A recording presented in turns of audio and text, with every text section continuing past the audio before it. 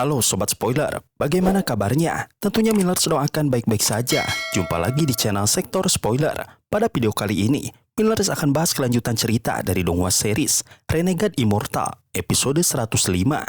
Seperti biasa, Millers mau ingatkan lagi bagi Sobat Spoiler, karena video ini mengandung spoiler, Mimin sarankan untuk tonton dulu episode-episode sebelumnya, biar ngerti jalan ceritanya.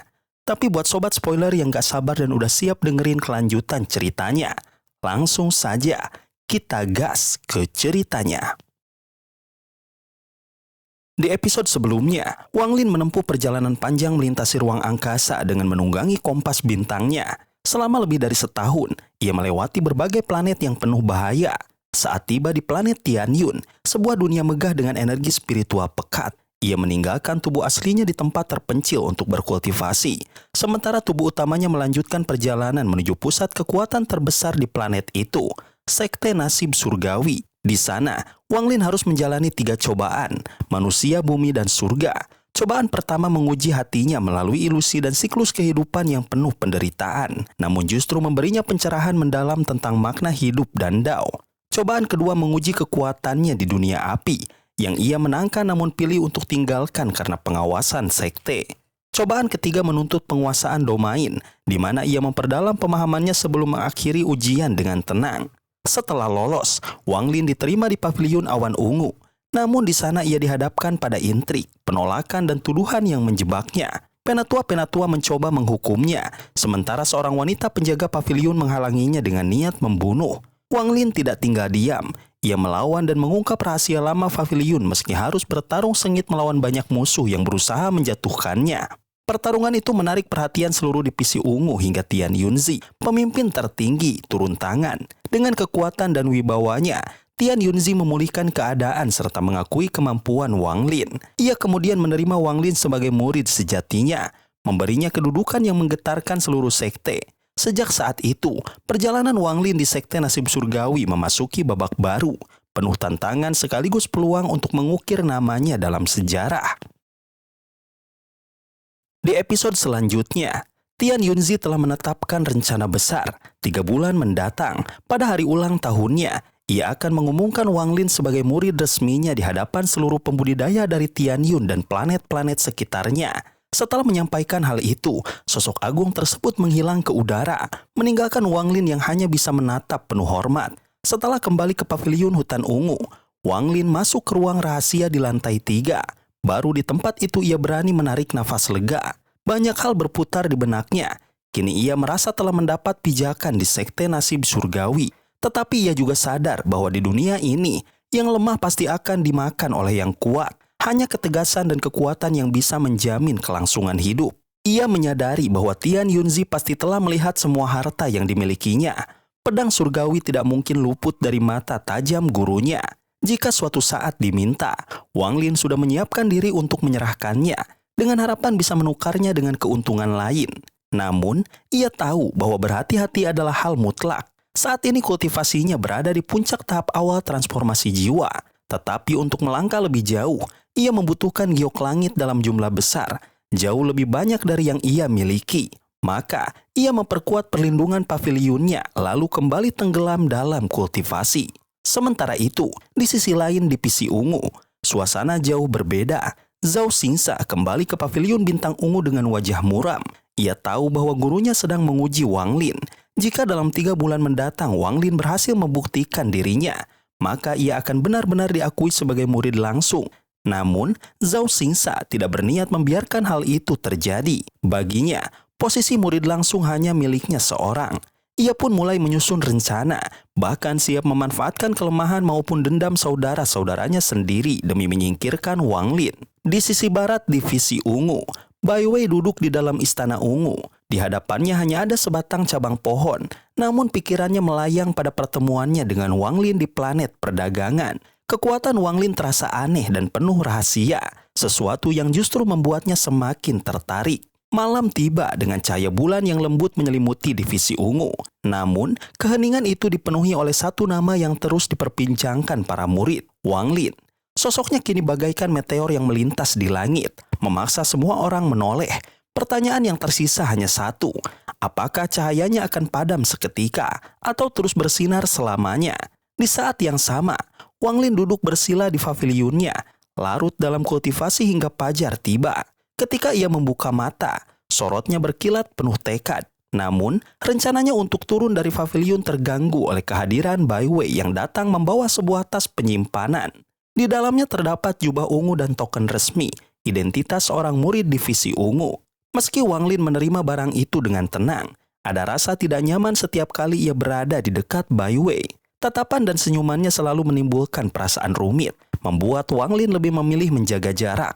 Namun akhirnya ia menuruti keadaan, duduk bersama Bai Wei sambil menikmati teh. Dalam pertemuan itu, Bai Wei membuka banyak hal. Ia menjelaskan tentang kerasnya perebutan posisi di divisi ungu, tentang kakak magang senior yang sudah lama bersama guru, juga tentang para murid sebelumnya yang entah menghilang atau lenyap tanpa jejak. Nama Sun Yun kembali disebut, murid yang mengkhianati sekte dan diyakini terhubung dengan rahasia besar. Dari penjelasan Bai Wei, Wang Lin akhirnya menyadari betapa pentingnya gelar murid sejati. Posisi itu bukan sekedar simbol kehormatan, melainkan juga kekuasaan nyata, kendali atas satu negara kultivasi penuh, kebebasan memilih wilayah pelatihan di planet lain, akses giok langit nyaris tak terbatas, serta warisan mantra surgawi yang tak ternilai. Bahkan peluang untuk melangkah ke tahap ascendan, tahap yang hanya biasanya memiliki 10% kemungkinan berhasil, akan meningkat drastis dengan bimbingan langsung Tian Yunzi. Kesadaran itu membuat hati Wang Lin bergetar. 3 mantra pembunuhan yang ia pelajari dari si Tunan saja, yang hanya pecahan dari mantra surgawi rusak, sudah begitu mengerikan. Ia hanya bisa membayangkan betapa dahsyatnya kekuatan mantra surgawi lengkap. Setelah pertemuan itu, ia kembali ke pavilion hutan ungu dengan pikiran penuh rencana. Sekarang ia tahu, jika ingin bertahan, ia harus tampil dominan. Dunia ini bukan tempat bagi mereka yang menyembunyikan kekuatan. Sedikit saja kelemahan terlihat, maka ia akan segera ditindas. Saat hari beranjak siang, Wang Lin mengenakan jubah ungu barunya. Angin membuat kain panjang itu berkibar, menambah wibawa pada sosoknya. Murid-murid yang berpapasan menundukkan kepala penuh hormat, menyapa sebagai leluhur ketujuh. Barulah ia mengerti bahwa di sekte nasib surgawi, senioritas tidak ditentukan oleh kekuatan, melainkan oleh urutan masuk. Bahkan Sun Yun, meski pernah menjadi murid sejati, tetap harus menyebut Zhao Xingsa sebagai kakak senior. Dengan langkah mantap, Wang Lin menuju pavilion harta karun.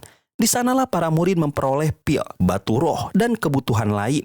Kini, sebagai murid Tian Yunzi, ia berhak atas tunjangan bulanan giok langit. Bagi Wang Lin, ini hanyalah awal. Jika ingin memperebutkan posisi murid sejati, ia harus segera memperkuat kultivasinya hingga mencapai tahap pertengahan transformasi jiwa.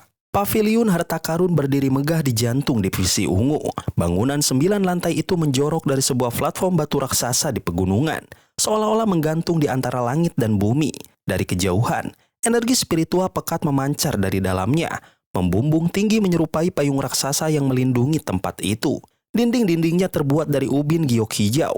Wajah luar pavilion tampak kuno, seakan-akan dilapisi oleh debu waktu. Sebagian ubin berubah abu-abu, dan celah-celahnya dipenuhi tanaman merambat. Dari sulur-sulur hijau itu, bermekaran bunga ungu yang harum semerbak, mampu mengguncang hati siapa saja yang menghirup aromanya.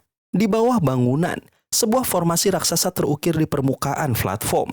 Dari kejauhan, formasi itu menyerupai yin dan yang saling berputar, memancarkan aura kacau namun menakjubkan. 3 aura putih terus berputar di dalamnya, seperti ingin lepas, namun selalu bergerak tanpa pernah bertabrakan. Di depan pintu pavilion, seorang pria parubaya duduk bersila. Jubah hitamnya berkibar lembut, alisnya tajam laksana bilah pedang, dan 3 helai janggut putihnya melayang ditiup angin. Wajahnya tenang, penuh kewibawaan, seolah-olah tidak ada hal di dunia yang mampu mengguncang batinnya. Di pangkuannya terletak sebuah pedang hijau sepanjang 7 kaki. Pedang itu berkilauan seperti bayangan hantu, memancarkan cahaya hijau lembut yang meliputi sekitarnya. Tidak jauh dari sana, Wang Lin berdiri sambil mengamati. Sekilas, ia segera menyadari bahwa pria itu berada di puncak tahap akhir formasi jiwa. Namun lebih dalam lagi, ia menangkap sesuatu. Niat pedang yang sangat tersembunyi, bukan dari pria itu, melainkan dari pedang hijau yang berada di pangkuannya. Ketika Wang Lin menatap pedang tersebut, hatinya bergetar hebat. Aura pedang itu membawa niat yang sangat dikenalnya. Niat pedang milik Zhou Yi, sahabat lamanya yang telah berubah menjadi roh pedang lebih dari 100 tahun lalu. Meski hanya tersisa jejak tipis, Wang Lin yang pernah memahami domain pedang Zhou Yi mampu mengenalinya seketika. Kenangan itu membuatnya terdiam sesaat. Namun akhirnya, ia tetap mengembalikan pedang tersebut kepada pemiliknya. Sebagai gantinya, ia menyerahkan sebongkah giok dengan 18 pembatasan khusus. Sebuah harta langka yang mampu meningkatkan kekuatan pedang terbang berkualitas rendah hingga berkali lipat. Bagi pria bernama Zhang Xiangfan, hadiah itu bagaikan berkah tak ternilai. Meski hatinya berat melepas pedang dengan jejak niat pedang, kegembiraannya segera meluap karena memperoleh sesuatu yang jauh lebih berharga. Setelah itu, Wang Lin menyampaikan maksud kedatangannya. Sebagai murid Tian Yunzi, ia berhak menerima 100 giok langit setiap bulan, dan kini ia datang untuk menagih jatahnya. Zhang Xiangfan segera mengaktifkan formasi di bawah paviliun. 3 aura putih berputar lalu menyatu, membentuk gerbang cahaya raksasa yang mengarah ke lantai 7. Dengan langkah mantap, Wang Lin masuk ke dalamnya. Sekejap kemudian, pandangannya berubah. Ia mendapati dirinya berada di dunia ilusi menyerupai surga. Bunga-bunga bermekaran, sungai jernih berkilauan, langit dipenuhi awan 7 warna, dan bangau terbang anggun di udara. Dari balik awan, muncul sosok raksasa bercahaya. Wajahnya samar namun memancarkan energi spiritual yang luar biasa besar. Sosok itu meminta token murid. Begitu Wang Lin menyerahkannya, token itu meledak menjadi cahaya emas dan menyatu dengan tubuh raksasa tersebut. Suara bergema, mengumumkan bahwa murid ketujuh divisi ungu belum pernah menarik jatahnya selama 103 tahun. Akumulasi yang menumpuk mencapai 123.600 giok langit. Wang Lin terperangah. Meski sudah terbiasa menghadapi banyak keajaiban, gunung giok langit yang terbentuk di hadapannya membuat tenggorokannya kering. Ia segera menyimpan semuanya ke dalam tas penyimpanan. Hatinya masih sulit percaya dengan jumlah yang baru saja ia terima. Di dalam hati, ia sadar betapa sedikitnya pengetahuannya tentang sekte ini. 100.000 giok langit, bagi dirinya yang baru saja melangkah di jalur dominasi, adalah harta yang tak ternilai. Sosok raksasa itu perlahan menghilang, kembali menyatu dengan awan 7 warna. Token emas melayang kembali pada Wang Lin, mendorong tubuhnya mundur hingga keluar dari dunia ilusi. Kini ia telah resmi memiliki sumber daya besar untuk memperkuat dirinya. Wang Lin segera melesat pergi. Tubuhnya berubah menjadi kilatan cahaya menuju paviliun hutan ungu. Ledakan sonik menggema setiap kali ia menembus udara, membuat seluruh gunung divisi ungu terguncang. Di bawah jalurnya, 3 tetua divisi ungu duduk santai di sebuah teras bambu. Mereka menyadari pergerakan Wang Lin yang terlalu mencolok, namun memilih diam. Mereka tahu persaingan murid leluhur sangat sengit, dan tak satu pun dari mereka mau ikut campur. Begitu tiba di paviliun hutan ungu, Wang Lin merasakan cahaya mendekat. Beberapa sosok segera muncul. Kakak keempat, seorang kultivator tahap akhir transformasi jiwa, Zhao Xingsa dengan senyum tenang, dan kakak kedua dengan wajah dingin. Langit bergetar menampakkan sosok lain, seorang pemuda berbaju biru dengan sulaman 3 naga di lengannya. Dialah Sima Rufeng, peringkat ketiga dari divisi biru, ahli puncak tahap akhir transformasi jiwa. Tak lama kemudian, hadir pula seorang pria berjubah biru dengan aura dingin menusuk, berdiri tenang seolah dunia tidak berarti.